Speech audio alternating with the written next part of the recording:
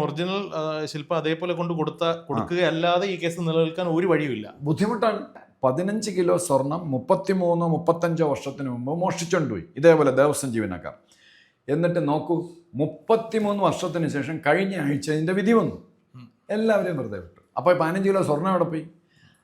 അതിനേക്കാളും ഭീകരാവസ്ഥയാണ് നമ്മുടെ ശബരിമലയിൽ. താങ്കൾ ഒരു പോലീസ് ഓഫീസർ ആയിരുന്നു, താങ്കൾ തന്നെയാണ് പറയുന്നത് ഈ പ്രതികളെ പിടിച്ചിട്ട് ഉണ്ട്. ഞാൻ പ്രതികളെ CBI ഇരിക്കുമ്പം ഇവിടെ ലോക പോലീസിലും ചെറുതായിട്ടൊക്കെ ചെയ്തിട്ടുണ്ട്. ഇല്ലാന്നല്ല, ഡ്രഡഡ് ക്രിമിനൽസ് ഉണ്ട്, സ്റ്റോൺ കോൾഡ് ക്രിമിനൽസ്. അന്നത്തെ ദേവസ്വം ബോർഡ് ഭരണസമിതിയാണ് ഉത്തരവാദിയെങ്കിൽ അന്നത്തെ സംസ്ഥാന സർക്കാരും, ദാറ്റ് മീൻസ് ഇപ്പോഴും അവർ തന്നെയാണ് ഭരിക്കുന്നത്, അവരും ഉത്തരവാദികൾ തന്നെയല്ലേ? അത് താങ്കൾക്ക് തുറന്നു പറയാൻ ധൈര്യമുണ്ടോ?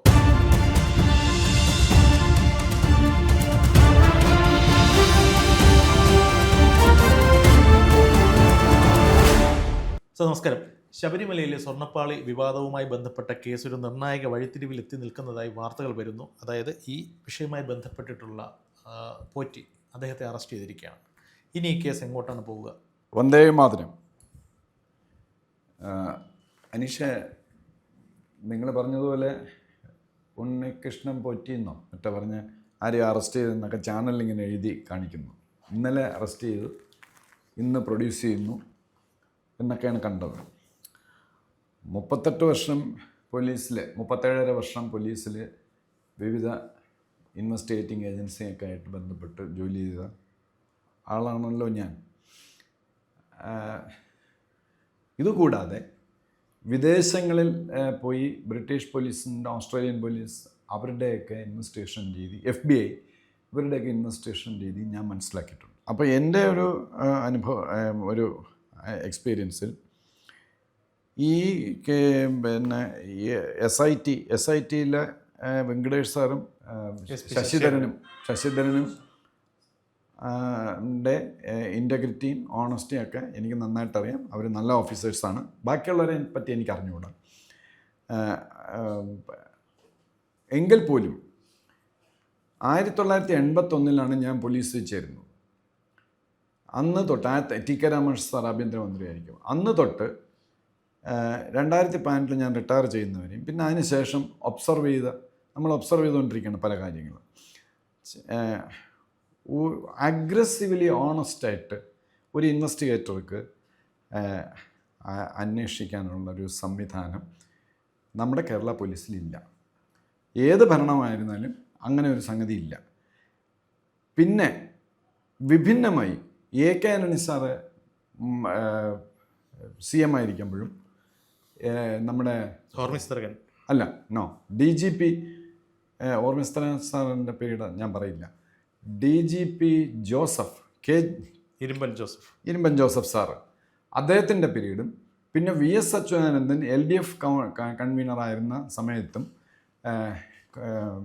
AK ആന്റണി സാറിൻ്റെ പീരീഡിൽ ഫുൾ പോലീസിന് സ്വാതന്ത്ര്യം ഉണ്ടായിരുന്നു. VSൻ്റെ ഭരണകാലത്ത് കുറേ പോലീസ് സ്വതന്ത്രമായിരുന്നു LDF കൺവീനറായിരുന്ന സമയത്ത്. ഒന്നുമില്ലെങ്കിലും ഈ അഗ്രീവ്ഡ് ആയിട്ടുള്ള ആളുകൾ VSനെ പോയി കണ്ടാൽ എന്തെങ്കിലും സംഭവിക്കും എന്ന് ഒരു ഹോപ്പ് ഉണ്ടായിരുന്നു. ഈ 2 പീരീഡ്, ലിമിറ്റഡ് ആയിട്ടുള്ള പീരീഡ്, അത് ഏകദേശം 38 വർഷത്തെ ഈ പീരീഡിൽ ഈ 2 പീരീഡ് മാത്രമേ പോലീസ് സ്വതന്ത്രമായി ജോലി ചെയ്തതായിട്ടും കണ്ടിട്ടുള്ളൂ. പിന്നെ പോലീസ് സ്വതന്ത്രമായിട്ട് ജോലി ഇപ്പോഴും ചെയ്യുന്നുണ്ട്. അത് ചോദിക്കാനും പറയാനും ഇല്ലാത്തവർക്ക് വേണ്ടി അവരെ പിടിച്ചു കഴിഞ്ഞാൽ, ചോദിക്കാനും പറയാനും ഇല്ലാത്തവർക്ക് പ്രതികളായ കേസ് ചോദിക്കാനും പറയാൻ ആരുമില്ല. ശബരിമലയിലേക്ക് വന്നു കഴിഞ്ഞാൽ അങ്ങനെ ഒരു നീതിപൂർവമായ അന്വേഷണം ഉണ്ടാവില്ല എന്നാണ് താങ്കൾ പറയുന്നത്? ഉണ്ടാകില്ല. അതെങ്ങനെയാണ്? ഇന്നേ വരെ അങ്ങനെ ഉണ്ടായിട്ടില്ലല്ലോ ഒരു നീതിപൂർവമായ ഒരു അന്വേഷണം. ശരി, ഉദാഹരണം, ഈ ഉണ്ണികൃഷ്ണൻ പോറ്റി എന്ന് പറയുന്ന ആളെ വിളിച്ച് ചോദിക്കുകയാണ്, നിങ്ങൾ സ്വർണ്ണപ്പാളി എടുത്തിട്ട് നിങ്ങൾ എന്തോ ചെയ്തു? സ്വർണ്ണപ്പാളി ഉണ്ണികൃഷ്ണൻ പറ്റി രാത്രി തലയിൽ മുണ്ടിട്ടുണ്ടോ എന്ന് ആണോ ശബരിമലയിൽ സ്ക്രൂ ഡ്രൈവറെല്ലാം വെച്ച് ഇളകി കൊണ്ടുപോയത്? അപ്പോൾ ഉണ്ണികൃഷ്ണൻ പോറ്റിക്ക് ഇത് എൻ്റെ അഭിപ്രായത്തിൽ ചെറിയ ഫിഷാണ് ഉണ്ണികൃഷ്ണൻ പോറ്റി. ഇയാളെ ഒരു ഒന്നാം പ്രതിയാക്കിയാണ് ഇപ്പോൾ കേസ് മുന്നോട്ട് വന്നത്. അത് ശരിയല്ല, പ്രോപ്പറല്ല എന്നാണ് എൻ്റെ പേഴ്സണലായിട്ടുള്ള ഫീലിംഗ്. ശരി, അപ്പോൾ അതിൻ്റെ ഈ ഉണ്ണികൃഷ്ണൻ പോറ്റി എടുത്തുകൊണ്ട് പോകാൻ പറഞ്ഞ ബോർഡും അനുമതി കൊടുത്തിട്ടുണ്ടെങ്കിൽ, ബോർഡും മിനിറ്റ്സും ഞാൻ കേട്ടത്, എൻ്റെ ഒരു സോഴ്സ് ശരിയാണോ എന്ന് എനിക്ക് അറിഞ്ഞൂടാ, എഴുതി കൊടുത്തെന്നാണ് പറയുന്നത്. ഒരു ഉന്നതൻ കൊണ്ടുപോയിക്കളാൻ, ഉണ്ണികൃഷ്ണൻ പോറ്റിയെ തന്നെ ഏൽപ്പിക്കാൻ പ്രാഥമിക നിഗമനം അനുസരിച്ച് SIT കൊടുത്തിരിക്കുന്ന റിപ്പോർട്ടിൽ ബോർഡും അന്നത്തെ ദേവസ്വം ബോർഡും പ്രതിയാണ് എന്നാണ് ഇപ്പോൾ സമർപ്പിച്ചിരിക്കുന്ന റിപ്പോർട്ടിൽ പറയുന്നത്. അതവിടെ നിൽക്കട്ടെ. ഈ ബോർഡിനെ ഇനി അങ്ങോട്ടുള്ള അന്വേഷണത്തിൽ ഇവരെ പൂർണ്ണമായി ഒഴിവാക്കിക്കൊണ്ട് പോകാൻ സാധിക്കുമോ ഇല്ലയോ എന്നുള്ളത് അറിയില്ല, വരും ദിവസങ്ങളിൽ കാണേണ്ട കാര്യമാണ്. പക്ഷേ താങ്കൾ തന്നെ നേരത്തെ, അല്ലെങ്കിൽ പൊതുസമൂഹത്തിൽ പലരും ഇതിനു മുന്നേ ഉന്നയിച്ച ഒരു ആവശ്യം എന്ന് പറഞ്ഞു കഴിഞ്ഞാൽ ഈ കേസ് CBI അന്വേഷിക്കണം. SITക്ക് പോലെ ഇനി CBI വരുമോ ഇല്ലയോ എന്ന് ചോദിച്ചു കഴിഞ്ഞാൽ അറിയില്ല. ബട്ട് CBI വരികയാണെങ്കിൽ എന്ത് മാറ്റമാണ് ഈ കേസിൽ സംഭവിക്കുക?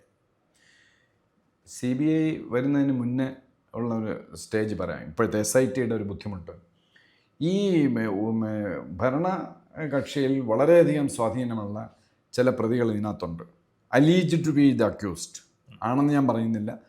അപ്പം അവരെ വിളിച്ചിരുത്തി ക്വസ്റ്റ്യൻ ചെയ്യുമ്പം ഇത് നിങ്ങൾ ഓർഡർ ഇട്ടോ, അല്ലെങ്കിൽ ഈ ഉണ്ണികൃഷ്ണൻ പോറ്റിയുള്ള കോംപ്ലിസിറ്റി,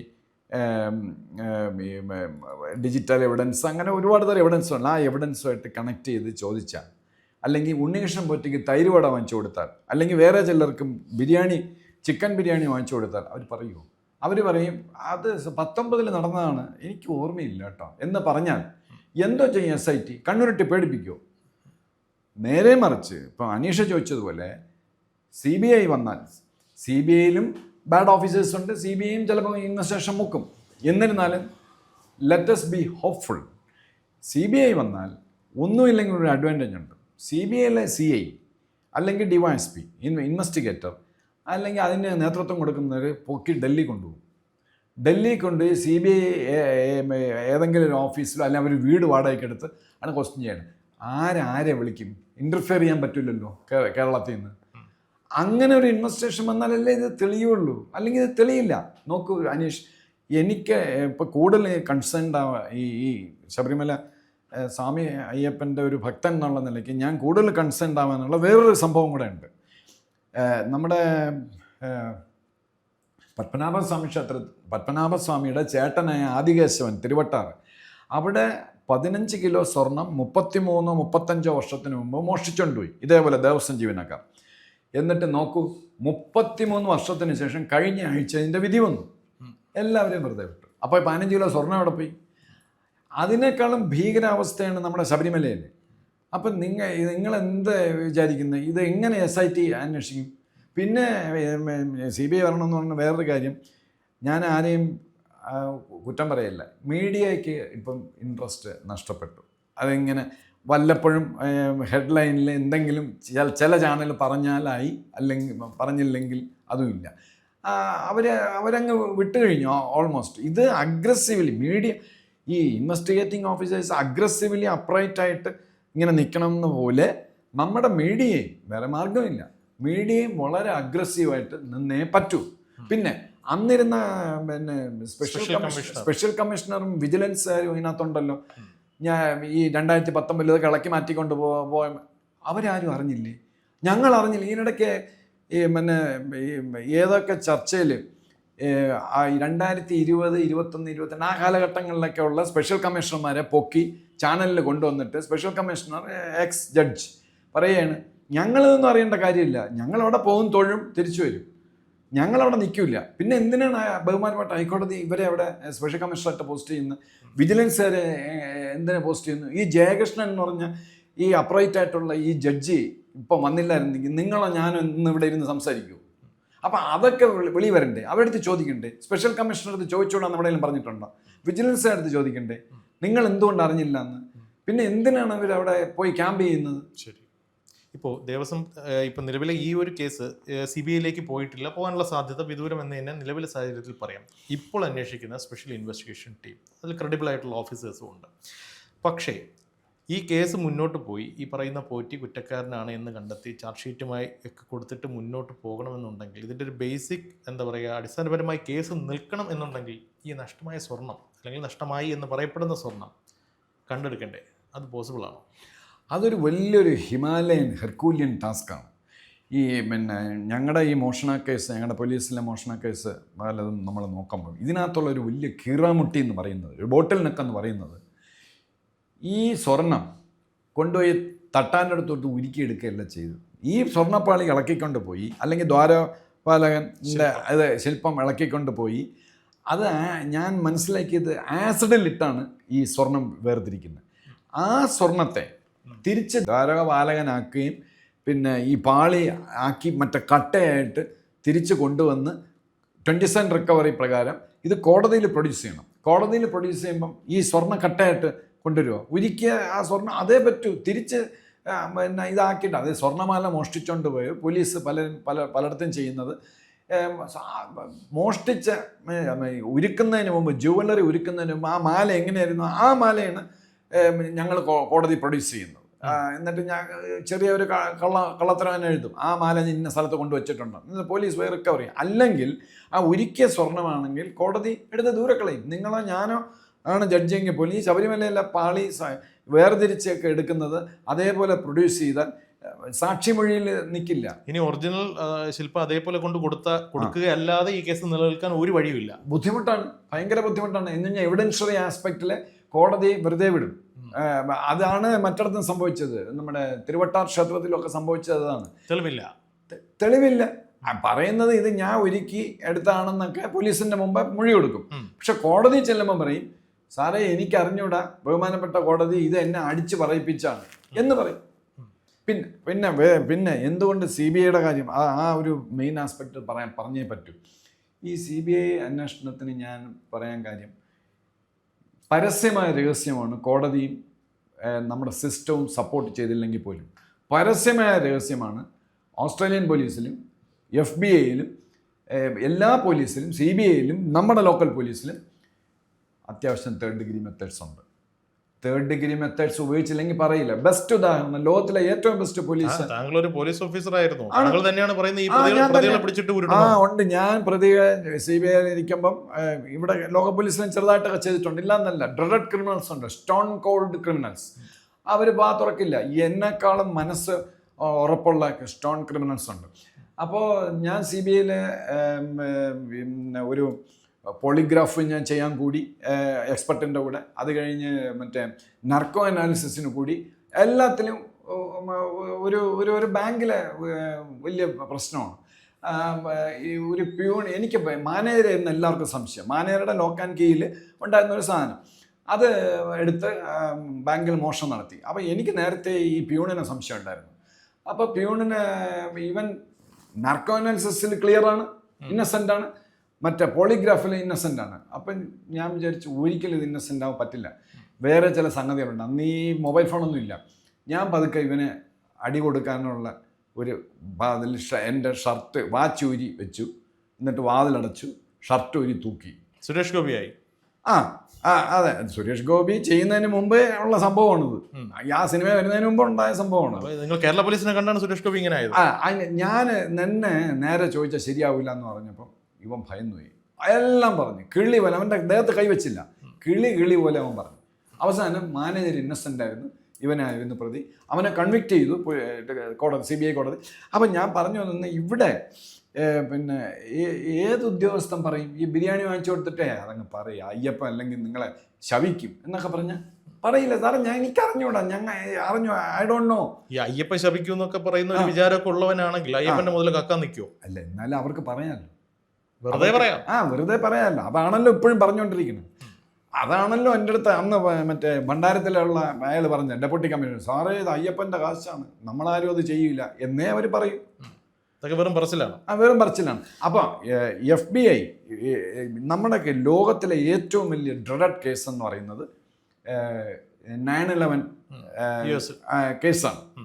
2000 അൽ ഖ്വയ്ദ വരെ പിടിച്ചുകൊണ്ട് ഗോണ്ടനമോ എന്ന് പറഞ്ഞാൽ ക്യൂബയ്ക്ക് അടുത്തുള്ള അമേരിക്കൻ ടെറിട്ടറിയിലാണ് കൊണ്ടുപോയി. എന്തിനാണ് അവിടെ കൊണ്ടുപോയെന്ന് പറഞ്ഞു കഴിഞ്ഞാൽ US-നകത്ത് വെച്ച് ഇതൊക്കെ അല്ല, സുരക്ഷയുടെ അല്ല, US-നകത്ത് വെച്ച് ഉമ്മാരെ നേരാമണ്ണം ഞാൻ ഇപ്പോൾ പറയുന്ന രീതിയിൽ ക്വസ്റ്റ്യൻ ചെയ്താൽ, ടെററിസ്റ്റുകളാണ് അവർ, ക്വസ്റ്റ്യൻ ചെയ്താൽ അവർക്ക് ഇഷ്ടം പോലെ വക്കീലന്മാരുണ്ട്. ഗോണ്ടനമോ എന്ന് പറയുന്നത് അമേരിക്കൻ ടെറിട്ടറി ആണെങ്കിൽ അമേരിക്കയുടെ നിയമങ്ങളൊന്നും അവിടെ ബാധകമല്ല. അവിടെ കൊണ്ടുപോയി വാട്ടർ ബോർഡിങ് നടത്തി, പട്ടിയെ വിട്ട് പേടിപ്പിച്ചു. വാട്ടർ ബോർഡിങ് നല്ല ഒരു ഫിസിക്കലായിട്ടും നമുക്ക് വേറെ പ്രശ്നമൊന്നും ഉണ്ടല്ല, പക്ഷെ ഭയങ്കര ബുദ്ധിമുട്ടുണ്ടാവും. വാട്ടർ ബോർഡിങ് നടത്തി, അതിൻ്റെ എത്ര സിനിമ ഇറങ്ങിയിട്ടുണ്ട് water boarding American police FBI ചെയ്യുന്നത്. അപ്പോൾ ഇത് അപ്പം ചില ആളുകൾ ചോദിക്കും, അയ്യോ അത് ടെററിസ്റ്റ് അല്ലേ, ഇവര് പാവങ്ങൾ, അയ്യപ്പൻ്റെ ടെററിസ്റ്റിനേക്കാളും നികൃഷ്ടമായ കുറ്റമാണ് ദേവിയുടെ കാശ് മോഷ്ടിക്കുന്നവൻ. അവനെ ടെററിസ്റ്റിനേക്കാളും വേഴ്സായിട്ട് കണ്ടിട്ട് ഞാൻ റിട്ടയർ ചെയ്ത് പുറത്തു പോയി, ഞാൻ നേരത്തെ ചെയ്തിട്ടുണ്ട്, നമ്മുടെ പോലീസിലുള്ള പലരും ചെയ്യുന്നുണ്ട്, ഇപ്പോഴും പരസ്യമായ രഹസ്യമുണ്ട്, FBI അടക്കം വാട്ടർ ബോർഡിങ് അതുപോലുള്ള സംഗതികൾ ചെയ്താലേ ഈ ഉന്നതന്മാർക്കെതിരായിട്ട് അത്യാവശ്യം തേർഡ് ഡിഗ്രി മെത്തേഡ്സ് ഉപയോഗിച്ചാലേ ഇത് ചെയ്യുള്ളൂ. അത് ലോക്കൽ പോലീസ് ചെയ്യില്ല, ഇപ്പം ചെയ്യാൻ പറ്റില്ല. അല്ല, താങ്കൾ തന്നെ നേരത്തെ പറഞ്ഞു ലോക്കൽ പോലീസ് ചെയ്യുന്നുണ്ട്. അത് ചോദിക്കാനും പറയാൻ ആരും ഇല്ലാത്ത ഇവര് വലിയ ആൾക്കാരുണ്ട്, തൊടില്ല, അവര് തൊടാൻ പറ്റില്ല. അപ്പൊ പിന്നെ ഈ SITയുടെ അന്വേഷണം ഇനി എങ്ങനെയായിരിക്കും മുന്നോട്ട് പോകുക? താങ്കളുടെ ഒരു പ്രോസ്പെക്ട് എങ്ങനെയാണ്? അല്ല, ഇത് ഇങ്ങനെ പ്രതിയുടെ ഉണ്ണികൃഷ്ണൻ പറ്റി ഇന്ന കാര്യങ്ങൾ പറഞ്ഞു എന്നൊക്കെ പറഞ്ഞിട്ട് അതിന്റെ ബേസിൽ ചിലപ്പം വല്ല സബ്സ്റ്റാൻഷിയേറ്റ് ചെയ്യുന്ന ചെറിയ എവിഡൻസ് ഒക്കെ എടുക്കും. അല്ലാതെ കാര്യമായിട്ട് ഒരു എവിഡൻസും കിട്ടില്ല. മൊട്ട ചാർജ് എഴുതി, നമ്മുടെ തിരുവട്ടാർ സംഭവിച്ചതുമല്ല, മൊട്ട ചാർജ്, അങ്ങനെയാണ് പറയുന്നത്. മൊട്ട ചാർജ് എഴുതി, ഇൻഡൈറ്റ്മെന്റ് എഴുതി കോടതി കൊടുക്കും. 15 വർഷത്തേക്ക് അത് പല രീതിയിൽ ചവിട്ടിപ്പിടിക്കും. അതിനൊക്കെയുള്ള സംവിധാനം കോടതി ഹെൽപ്ലെസ് ആണ്. നമ്മളെവിടെ സംവിധാനങ്ങളുണ്ട്. 15 വർഷം കഴിഞ്ഞ് ഇത് ആർക്കറിയാം? ശബരിമലയിലെ നമ്മളൊക്കെ ജീവിച്ചിരിക്കുമെന്നില്ല.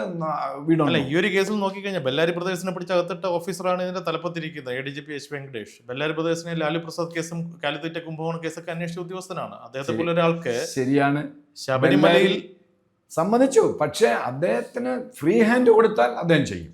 അതിനൊരു ശശിധരനും ചെയ്യും, വെങ്കടേഷ് സാറും ചെയ്യും, ഫ്രീ ഹാൻഡ് കൊടുത്താൽ. പക്ഷേ നിങ്ങൾ ഈ പറയുന്ന സമയത്ത് അദ്ദേഹത്തിന് ഫ്രീ ഹാൻഡ് കൊടുത്തിരുന്നു. ഈ ബെല്ലാരി ബ്രദേഴ്സിനെ അകത്താക്കിയതും മറ്റേ അന്ന് ലല്ലുവിന് ഓപ്പോസിറ്റ് ആയിട്ടുള്ള ഭരണമാണ് കേന്ദ്രത്തിൽ. പ്രൈം മിനിസ്റ്ററുടെ കീഴിലാണ് ഇത്. സത്യം സ്കാമാണ് അദ്ദേഹത്തിന്റെ. സത്യം സ്കാമായിരുന്നു അദ്ദേഹം. Anyway, I'm not sure about it. അങ്ങനെ അദ്ദേഹം ചെയ്തിട്ടുണ്ടെങ്കിൽ തീർച്ചയായിട്ടും കേന്ദ്രത്തെ പ്രൈം മിനിസ്റ്റർ അതിനകത്ത് ഇടപെട്ടിട്ടില്ല. പ്രൈം മിനിസ്റ്ററുടെ ഇത് അമിത്ഷാജിയുടെ കീഴിലല്ല ഈ പോലീസ്. എല്ലാവരും തെറ്റിദ്ധരിക്കുന്നു, ഇത് ആഭ്യന്തര വകുപ്പിന് കീഴിൽ. പ്രൈം മിനിസ്റ്റേഴ്സിൻ്റെ കീഴിലുള്ളതാണ് CBI എന്ന് പറയുന്ന ഓർഗനൈസേഷൻ. അപ്പോൾ അന്ന് വെങ്കടേഷ് സാറിന് ഈ അനുകൂലമായ സാഹചര്യം ഉണ്ടെങ്കിൽ ശശിധരനും വെങ്കടേഷ് സാറും ദ ടോപ്പ്, ദ സബ്ലൈം സ്റ്റഫാണ്. അങ്ങനെയാണെങ്കിൽ കട്ടവനെ പോലെ തന്നെ കുറ്റക്കാരനാണ് കട്ടവനെ സംരക്ഷിച്ചവന്, കള്ളന് കഞ്ഞി വെച്ചവനും നമ്മൾ പറയത്തില്ലേ? അപ്പോൾ അങ്ങനെയാണെങ്കിൽ ഇപ്പോൾ 2009, 20, 21 കാലഘട്ടത്തിൽ നടന്ന കവർച്ചയ്ക്ക് മുഴുവൻ അന്നത്തെ ദേവസ്വം ബോർഡ് ഭരണസമിതിയാണ് ഉത്തരവാദിയെങ്കിൽ അന്നത്തെ സംസ്ഥാന സർക്കാരും, ദാറ്റ് മീൻസ് ഇപ്പോഴും അവർ തന്നെയാണ് ഭരിക്കുന്നത്, അവരും ഉത്തരവാദികൾ തന്നെയല്ലേ? അത് താങ്കൾക്ക് തുറന്നു പറയാൻ ധൈര്യമുണ്ടോ? അല്ല, എനിക്ക് ധൈര്യക്കുറവിൻ്റെ അല്ലേ, എവിഡൻസ് കിട്ടാത്ത രീതിയിൽ കിട്ടാത്തിടത്തോളം കാലം എനിക്ക് അതിനെപ്പറ്റി ഞാൻ ഒരു അഭിപ്രായം പറഞ്ഞാൽ ശരിയില്ല. നമുക്കറിഞ്ഞൂടാ ദേവസ്വം ബോർഡും ഈ അന്നത്തെ ഗവൺമെൻറ്റും തമ്മിൽ എന്ത് അവിശുദ്ധ ബന്ധമാണോ ഉള്ളത്. ആ അവിശുദ്ധ ബന്ധം തെളിയിക്കുന്നുണ്ടെങ്കിൽ മൊബൈൽ ഫോൺ ചാറ്റ് മറിച്ച് അതൊക്കെ വേണം. അതൊന്നും ഇല്ലെങ്കിൽ നമുക്ക് എങ്ങനെ ഗവൺമെൻറ്റിനെ പിടിക്കാൻ പറ്റും? പിന്നെ പരസ്യമായ രഹസ്യമാണ്, ഗവൺമെൻറ് കൂടെ വിചാരിച്ചിട്ടാണല്ലോ ദേവസ്വം ബോർഡിൽ ഇവർ വരുന്നത്. അപ്പം അവർ തമ്മിലൊരു അൺഹോളി നെക്സസ് ഉണ്ട്. But how to prove it, അതാണ്. പക്ഷെ ദേവസ്വം ബോർഡിന് രക്ഷപ്പെടാൻ പറ്റില്ല, ബോർഡ് മെമ്പേഴ്സിന് രക്ഷപ്പെടാൻ പറ്റില്ല.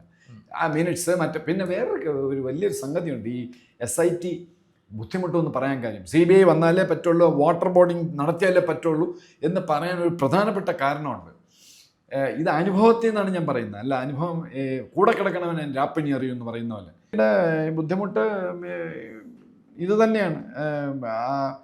എന്താ പറയുക, അഗ്രസീവ്ലി ഓണസ്റ്റി, അഗ്രസീവ്ലി അപ്രൈറ്റ്നസ്, അങ്ങനെ ഇൻവെസ്റ്റിഗേറ്റ് ചെയ്താലേ ഈ കേസ് തെളിയുള്ളൂ. ചുരുക്കത്തിൽ ശബരിമലയിലെ കള്ളന്മാർ രക്ഷപ്പെടും.